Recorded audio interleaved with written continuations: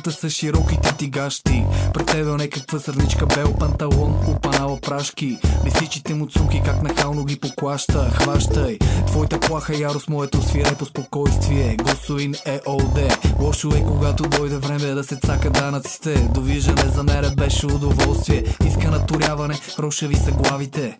После весели моменти ебание. Кое е това момче, де трапира кът настъпен, а недостъпната за малко да опита от шамарите. Момчето знае, в училище в кенефа правиш и на гости у младежа правиш.